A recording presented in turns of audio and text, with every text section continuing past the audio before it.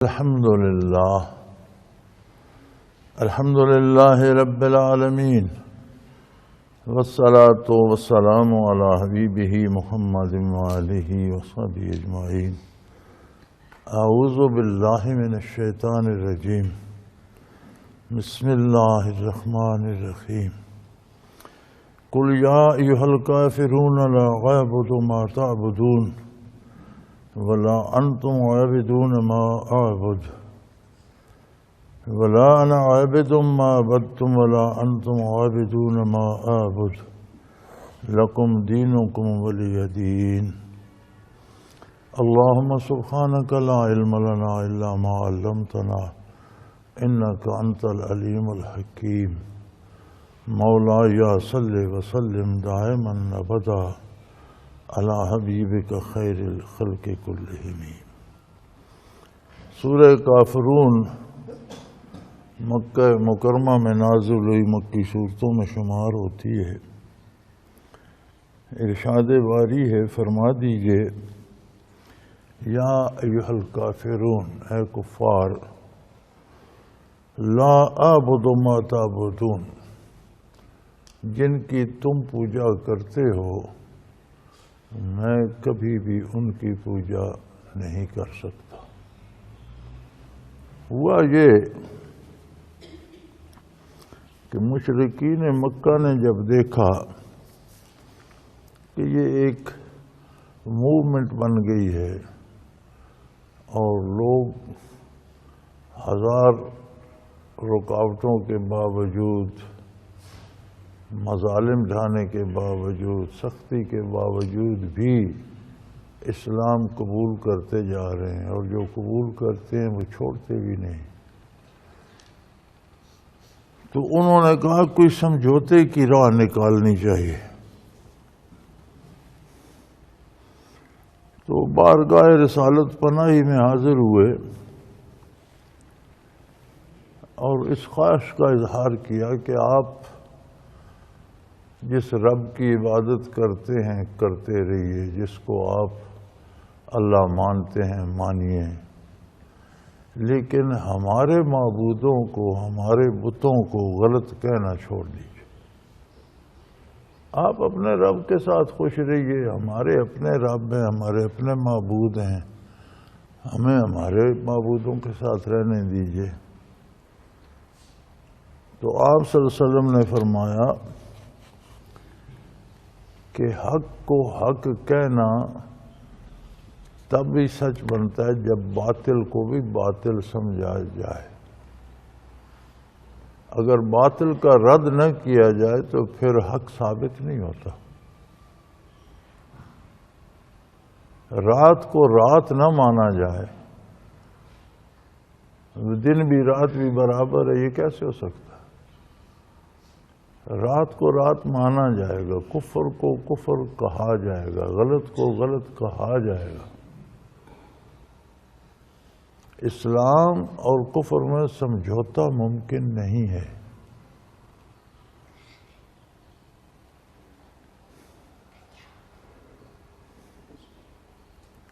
یہ جو آج کل ایک تاریخ چل رہی ہے نا، اور بڑے بڑے مشہور لوگ گزرے ہیں اس تاریخ کے، کہ یہ اصل مذہب تو انسانیت ہے، انسان سب سے اوپر ہے.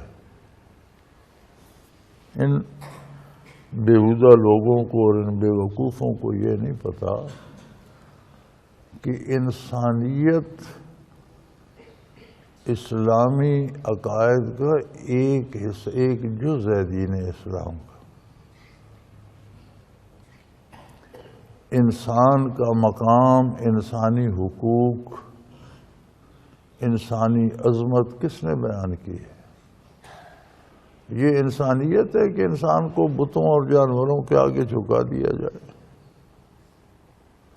انسان انسانی عظمت چھوڑ کر بندروں اور کتوں بلیوں کی پوجا کرتا پھر یہ انسانیت ہے؟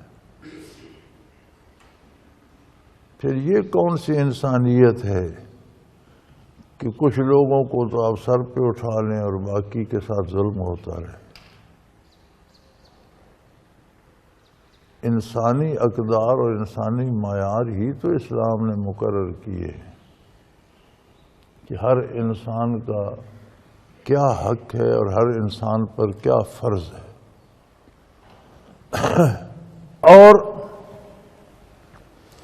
کون یہ حقوق و فرائض مقرر کرے گا؟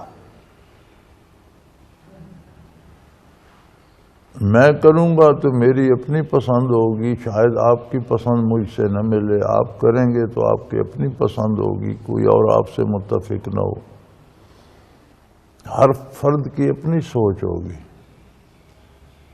یہ حقوق و فرائض کا تعین وہی کر سکتی ہے ہستی، وہ ہستی کر سکتی ہے جو انسان کی خالق ہے، جس نے انسان کو انسان پیدا کیا ہے۔ اسی کو زیبا ہے کہ وہ اس کے حق میں فیصلے کرے کہ اس کے فرائض کیا ہیں اور اس کے حقوق کیا ہیں، اور اسی کو انسانیت کہا جاتا ہے۔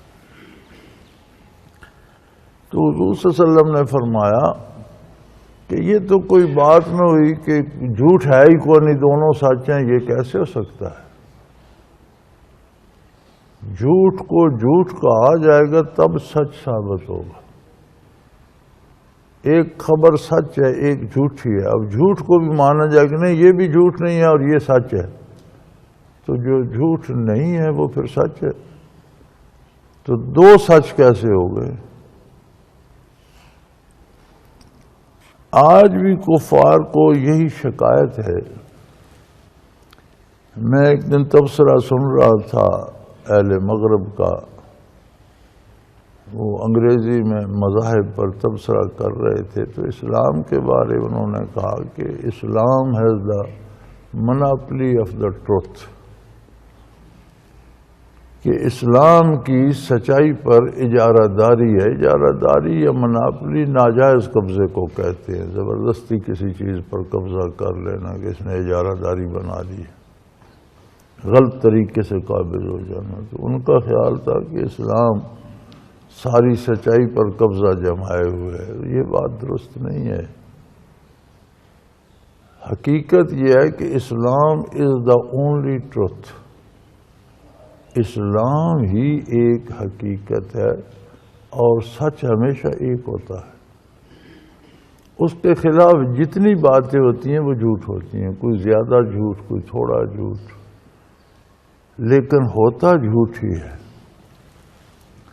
اور اسلام کی ابتدا لا نافیہ سے شروع ہوتی ہے، لا الہ، کوئی عبادت کے لائق ہے ہی نہیں، کوئی اس قابل ہے ہی نہیں کہ اس کی عبادت کی جائے، کوئی معبود نہیں، کوئی خالق مالک رازق کوئی بھی نہیں، کوئی کچھ ہے ہی نہیں۔ یہ کلمہ تو کفریہ ہے ہی کوئی نہیں۔ اسلام شروع یہاں سے ہوتا ہے کہ پہلے سب کی نفی کر دو، کوئی نہیں رہا، لوح دل صاف ہوگی، اب اس پر لکھو کہ نہیں اللہ ہے، وہ اکیلا ہے، وہ واحد ہے، وہ لا شریک ہے، کوئی اس جیسا نہیں، لا الہ الا اللہ۔ تو لا نافیہ سے شروع ہوتا ہے، پہلے ہر قسم کے کفر و شرک کی تردید کرو، کوئی اس قابل ہے ہی نہیں۔ جب کوئی بھی نہیں رہا تو اب اس پر لکھو الا اللہ، ہاں اللہ ہے۔ یہ حقیقت کہاں سے جانی تم نے؟ کیا دلیل ہے اس کی کہ صرف اللہ ہے باقی کوئی نہیں؟ محمد الرسول اللہ، یہ خبر ہمیں اللہ کے رسول حضرت محمد صلی اللہ علیہ وسلم نے دی۔ تو آج کل بھی یہ موومنٹ چل رہی ہے، اتحاد بین المذاہب، کوئی کمیٹیاں بھی بنی ہوئی ہیں۔ اتحاد بین المذاہب تو اسلام نے پہلے ہی کہا ہے کہ کسی مذہب پر کوئی زبردستی نہیں ہو، جو شخص جو عقیدہ چاہے اسے وہ عقیدہ رکھنے کا اختیار ہے،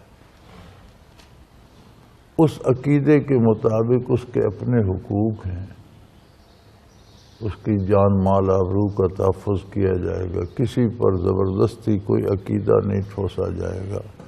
دو حق اللہ کریم نے ہر فرد کو دیے، ایک زندہ رہنے کا، ایک عقیدہ رکھنے۔ قرآن کریم میں انبیاء علیہ السلام کے جہاں تذکرے آتے ہیں تو تقریباً ہر نبی کے ذکر کے ساتھ یہ آتا ہے کہ آپ ان پر دین مسلط نہیں کر سکتے، زبردستی نہیں منوا سکتے، آپ کا کام ان تک دین کی بات پہنچانا ہے، آگے معاملہ میرا اور میرے بندے کا ہے، وہ مانے گا تو معاملہ میرے ساتھ ہے، انکار کرے گا تو جواب میرے سامنے دے گا، آپ میرا پیغام پہنچا دیجئے، میں جانوں میرے بندے جانیں۔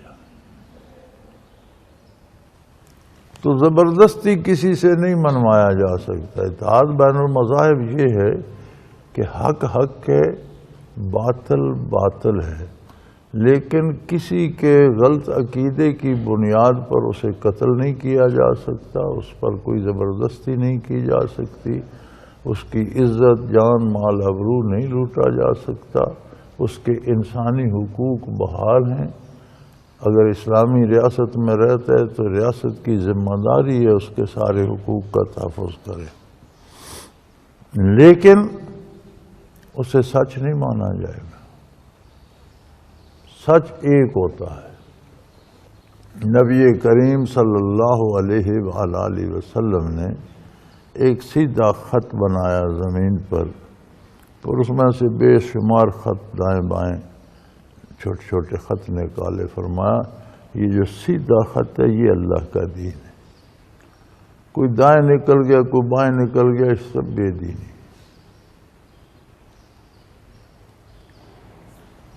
تو فرمایا انہیں بڑا واضح اعلان کر دیجئے کہ اے کافرو، لا اعبد ما تعبدون، میں تو موحد ہوں، میں تو اللہ کا رسول ہوں، میں تو خلق خدا کو توحید کی دعوت دینے والا ہوں، لہذا مجھ سے یہ امید نہ رکھو کہ میں تمہارے بتوں کا اقرار کر لوں گا یا ان کی تردید نہیں کروں گا۔ اگر ان کی تردید نہیں کرتا ہوں تو یہ بھی تو ان کی پوجا کا ایک انداز ہے، ان کو سچ ماننے کا ایک انداز ہے، غلط کو غلط نہ کہنا بھی تو اسے ٹھیک ماننا ہی ہے۔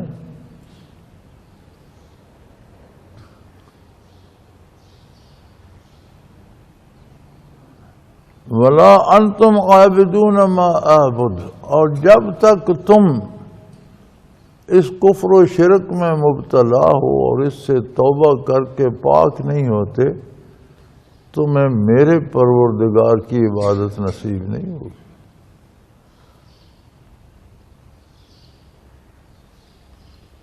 یہ نہیں ہو سکتا کہ تم بتوں کی پوجا بھی کرو، بتوں سے امیدیں بھی رکھو اور کہو ہم اللہ کو بھی مانتے ہیں، یہ نہیں ہو سکتا، دو باتیں نہیں ہو سکتی۔ وہ کیا کہا تھا اس پنجابی شاعر نے کہ مومن ہرگز ہوندا نہیں دوں دھراں دا سانجا، مومن ہرگز ہوندا نہیں دوں دھراں دا سانجا، ہکا جگا راسی ہیرے یا کھیڑے یا راجا۔ یہ ایمان نہیں ہے کہ یہ بھی سچ ہے وہ بھی سچ ہے، نا، سچ ایک ہے، اس کے علاوہ سب جھوٹ۔ تو فرمایا یہ مجھ سے یہ امید نہ رکھو کہ میں بتوں کی تردید نہیں، تردید نہ کرنا بھی ایک درجے میں قبول کرنا ہے۔ ان کا مطالبہ یہ نہیں تھا کہ آپ بتوں کو مان لیں، ان کا مطالبہ یہ تھا کہ آپ بتوں کی تردید نہ کریں۔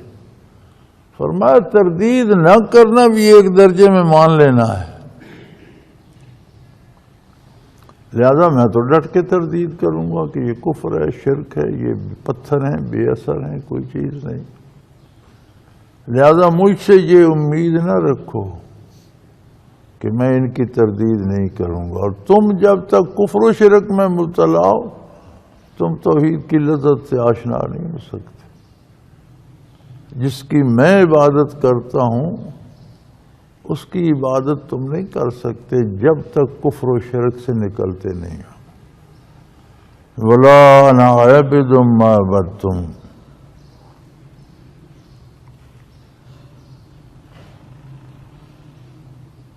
وَلَا أَنْتُمْ عَابِدُونَ مَا أَعْبُدُ. اور آئندہ بھی کبھی یہ امید نہ رکھنا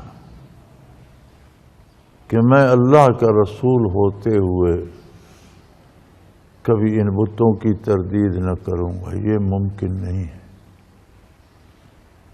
ہمیشہ ان کو رد کرتا رہوں گا. یعنی کبھی مجھ سے یہ امید نہ رکھنا کہ میں تمہارے بتوں کی پوجا کروں گا. حالانکہ انہوں نے پوجا کرنے کا تو نہیں کہا تھا، انہوں نے عرض کیا تھا کہ آپ ان کی تردید نہ فرمایا کریں.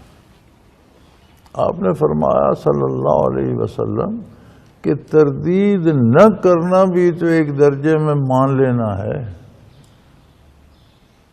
اقرار نہ کرنا لیکن رد نہ کرنا بھی مان لینے کے برابر ہے. لہذا مجھ سے آئندہ بھی کبھی امید نہ رکھو، میں ہمیشہ ان کی تردید کرتا رہوں گا. اور تم بھی جب تک شرک میں مبتلا ہو، بتوں کو رد نہیں کرتے، ان کو چھوڑ نہیں دیتے، ان کی تردید نہیں کرتے، تم بھی لذت توحید سے آشنا نہیں ہو سکتے. جس کی میں پوجا کرتا ہوں اس کی عبادت کی لذت سے تم آشنا نہیں ہو سکتے. یعنی عبادت الہی کی لذت تب آئے گی جب غیر اللہ سے تمہاری امیدیں منقطع ہو جائیں.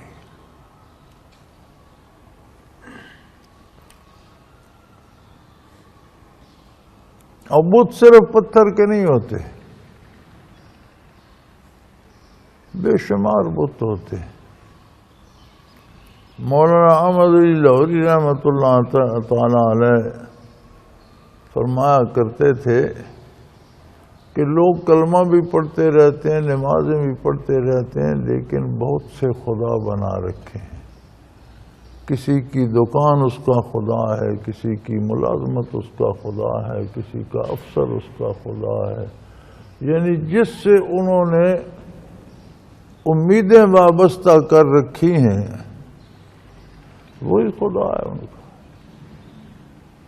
ایک رسم ہے کہ مسلمانوں کے گھر پیدا ہوئے مسلمانی گلے پڑ گئی. اسلام تو یہ ہے کہ امیدیں ساری اللہ سے وابستہ کی جائیں. دنیا کے اسباب اختیار کیے جائیں اس لیے کہ اللہ نے اسباب اختیار کرنے کا حکم دیا ہے، عقل دی ہے، شعور دیا ہے، ہاتھ پاؤں دیے ہیں، کام کرنے کی استعداد دی ہے. شریعت کے مطابق وہ کام کیا جائے، لیکن اس سے آئے گا کیا اس کی امید اللہ پر رکھے. کم آئے تو بھی الحمدللہ، زیادہ آئے تو بھی الحمدللہ. یہ نہیں کہ زیادہ آ گیا تو کہا یہ تو میری دانش ہے، کم آ گیا تو کہا یہ اللہ کی مرضی. نقصان ہو جائے تو کہتے ہیں اللہ نے کر دیا، فائدہ ہو تو کہتے ہیں یہ میرا کمال ہے.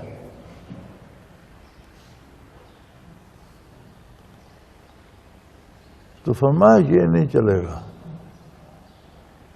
امیدیں اللہ سے وابستہ ہوں گی، نتائج اللہ کی طرف سے ہوں گے. کاشتکار زمین جوتتا ہے، بیج ڈالتا ہے، پانی دیتا ہے، کھاد دیتا ہے، حفاظت کرتا ہے، محنت کرتا ہے. حاصل کتنا ہوگا یہ اس کی مرضی. یہ اس کے بس میں نہیں ہے کہ اپنی فصل پہ پھل بھی خود لگا لے، یہ اس کے بس میں نہیں ہے. یہ اس کی مرضی، وہ اپنی مرضی سے دے گا. زیادہ دے اس کا انعام ہے، کم دے اس کا شکر ہے. اور جو وہ دیتا ہے وہی حق ہے.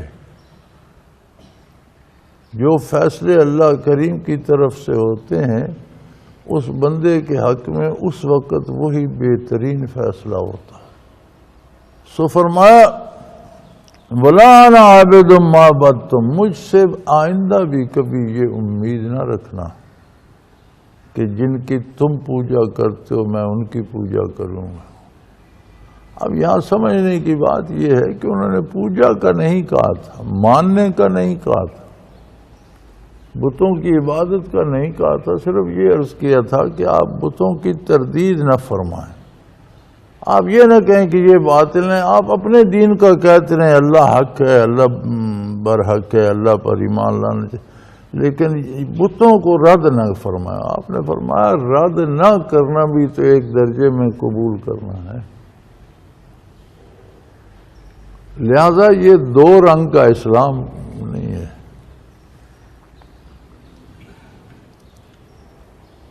حق کو حق تب مانا جاتا ہے جب باطل کو باطل مانا جائے۔ دن تب دن ثابت ہوگا جب آپ رات کو رات مانیں گے۔ آپ کہیں دن دن ہے، رات بھی خیر ہے، ٹھیک ہے، وہ ٹھیک ہے تو پھر دن میں کیا بچا؟ پھر تو برابر ہو گئے دونوں۔ اور فرمایا کبھی بھی مجھ سے یہ امید نہ رکھنا کہ میں ان کی تردید چھوڑ دوں گا، ہمیشہ ان کو رد کرتا رہوں گا۔ وَلَا أَنْتُمْ عَابِدُونَ مَا أَعْبُدُ، اور مجھے تم سے کوئی امید نہیں ہے کہ تمہاری امیدیں بتوں سے وابستہ ہوں اور تم میرے پروردگار کی عبادت کی لذت پا سکو، یہ ممکن نہیں ہے۔ جب تک ساری امیدیں اس ذات وحدہ لا شریک سے وابستہ نہیں کرو گے اس کی عبادت کی لذت نہیں پا سکتے۔ رسمیں تو نبھا سکتا ہے بندہ، لیکن عبادت یا عبادت کی لذت سے آشنا نہیں ہو سکتا۔ اس کے لیے ضروری ہے کہ اللہ کو رب بھی مانے۔ رب وہ ہستی ہے جو ہر ضرورت مند کی ہر ضرورت ہر وقت ہر جگہ ہر حال میں پوری فرماتا ہو۔ تو جب ایک ایسی ہستی جو ہر چیز پہ قادر ہے، جو ہمہ وقت موجود ہے،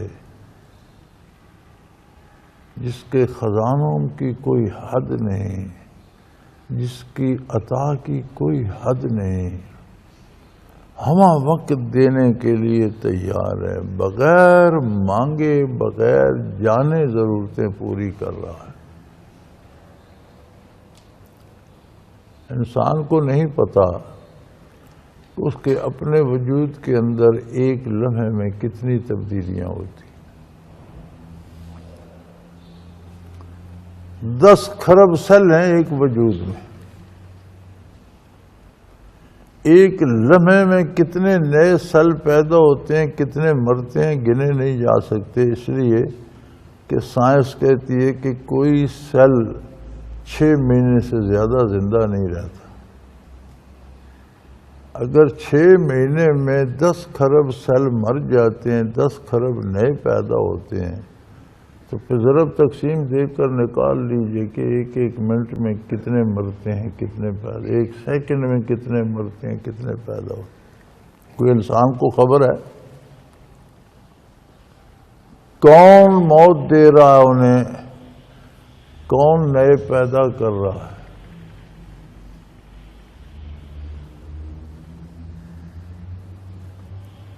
نازک ترین آئینہ آنکھ کا بھی انہی سیل سے بنا ہے، بہترین کمپیوٹر دماغ کا بھی انہی سیل سے بنا ہے، ہاتھ اور پاؤں بھی انہی سیل سے بنے ہیں، دل و جگر بھی انہی سیل سے بنا ہے۔ کون ہے جو ہر جگہ کے سیل بنا کر ہر جگہ فٹ کر رہا ہے؟ نئے بن رہے ہیں، پرانے جھڑ رہے ہیں۔ جو غذا دوا آتی ہے وہ سلی لے کے آتی ہے. اگر اتنی باریکی کا کام انسان کے جانے بغیر وہ کر رہا ہے تو جن چند ضرورتوں کا انسان کو پتہ ہے وہ پوری نہیں کرتا. ان کے لیے بتوں کے آگے دوڑنے کی کیا ضرورت ہے؟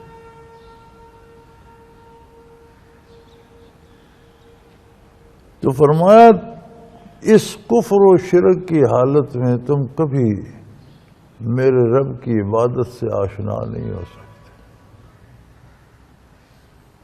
وہی عبادت کی لذت پائے گا جو غیر اللہ سے امیدیں وابستہ نہیں رکھتا ہو. منقطع کر کے ساری امیدیں اللہ سے وابستہ کرے گا، اسے سمجھ آئے گی کہ دین کیا ہے اور عبادت میں کیا لذت ہے. لکم دینکم ولی دین، تمہارے لیے تمہارا دین ہے جس کا انجام نامرادی، تباہی اور بربادی ہے. ولی دین میرے لیے میرا دین ہے جس کا انجام کامیابی ہے، بامراد ہونا ہے، اس عالم میں بھی اس عالم میں. یہ تمہاری پسند ہے، اس پر رہنا چاہو تو بربادی تمہارا انتظار کر رہی ہے. ادھر آنا چاہو تو دو عالم کی کامیابی تمہارے لیے ہے. لیکن یہ نہیں ہو سکتا کہ تم بتوں کو بھی مانتے رہو اور توحید سے بھی آشنا ہو جاؤ، یہ ممکن نہیں ہے. یہ اس وقت کی چلی ہوئی مشرکین و کفار کی تحریک آج بھی زوروں پر ہے، اور آج بھی یہ کوشش کی جاتی ہے کہ نہیں جی سارے ہی حق ہیں. سارے کس طرح حق ہیں؟ سارے حق ہیں تو باطل کیا ہے؟ وہ کس جانور کا نام؟ یا جو باطل کو باطل مانتے ہیں وہ پھر دوسری حدود سے گزر جاتے ہیں. جو باطل پر ہے اسے گولی مار دو، یہ کر دو، وہ یہ درست نہیں. ہر انسان کو زندہ رہنے کا حق ہے. زندگی جس نے دی ہے وہ لے سکتا ہے. کوئی قتل کیا جائے گا تو اللہ کے حکم کے مطابق کیا جائے گا. جس نے زندگی دی ہے وہ لے بھی سکتا ہے. جو زندگی دے نہیں سکتا وہ لے بھی نہیں سکتا. انسان اپنی مرضی سے کسی کو قتل نہیں کر سکتا، اس کا فیصلہ نہیں کر سکتا. دوسرا حق عقیدہ رکھنے کا ہے. کوئی پتھر کو خدا مانے، کوئی جانور کو خدا مانے، کوئی شرک کرے، بت پرستی کرے، اس سے اس کا اختیار ہے. آپ اس کے انسانی حقوق نہیں چھین سکتے. اللہ اس سے حساب لے گا. ہاں، اس کفر اور اسلام میں سمجھوتے ممکن نہیں ہیں. اسلام اسلام ہے، کفر کفر. وہ اپنے انداز پر زندہ رہے، مسلمان اپنے انداز پر زندہ رہے. اس میں کوئی لڑائی کی، جھگڑے کی، فساد کی بات نہیں ہے. تو آج کی تو بدبختی یہ ہے کہ مسلمانوں کو مار رہے ہیں کہ یہ کافر ہے، وہ کہتا ہے یہ کافر ہے. یہ ہرگز جائز نہیں ہے. اس کا کوئی جواز نہیں ہے. کوئی کسی کافر کو بھی اس طرح قتل نہیں کر سکتا کہ یہ کافر ہے مار دو. نہ، اسے کفر پر رہنے کا حق ہے، اللہ نے دیا ہے. اس کا حساب اللہ کریم لیں گے، بندہ حساب نہیں لے سکتا. وآخر دعوانا ان الحمدللہ رب العالمین.